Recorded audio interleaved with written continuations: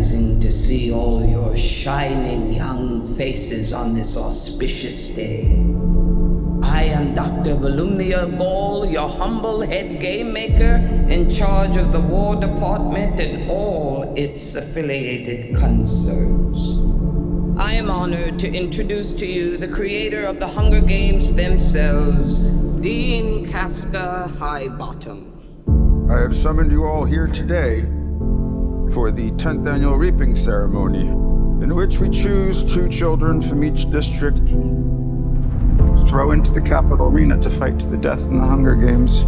I am here to tell you that there has been a change this year. One final assignment to prove your worth. It's a story that takes place 64 years before the first installment of the movies and focuses on young Snow. Look at you. Your makeshift shirt and your too tight shoes, trying desperately to fit in when I know the Snows don't have a pot to piss in. Snow is being groomed to become the man he becomes. As a mentor, your role is to turn these children into spectacles, not survivors. Persuade them to perform for the camera. Lucy Gray, the one who Snow becomes the mentor for and also falls in love with, there's a very naturalistic quality to her, but she's a charmer. She's a musician. She's a performer. She's kind of the anti-Katniss. She's part of the Covey, this kind of roving band of musicians. Snow's never met anybody like her. That romance between them makes Snow question everything he was raised to believe. I think there's a natural goodness born into us all. You know, really. You can either cross that line into evil or not. And it's our life's work to stay on the right side of that line. Part of the love story starts to fall apart, and that is part of the creation of who he becomes. It's the things we love most that destroy us. Most everybody that I work with is coming back. Trish Somerville is doing the costumes for this movie. Joe Willems, who shot Catching Fire of the Mockingjays.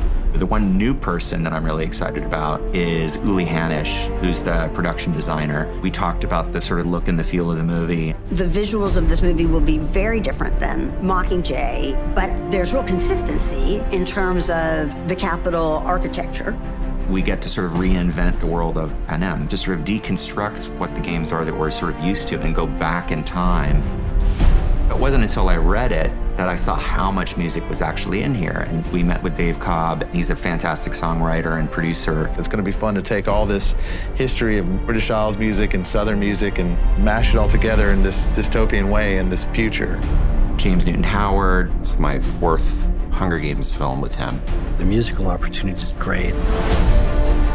Relationships are very powerful in the movie.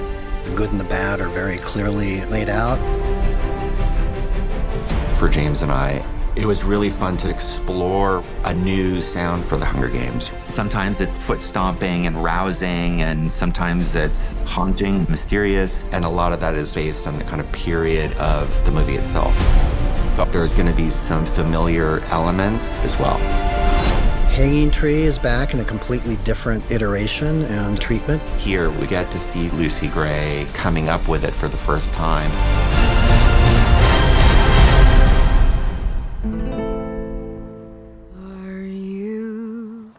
Are you coming to the tree where I told you to run so we'd both be free? Strange things did happen here. No stranger would it be if we met up at night.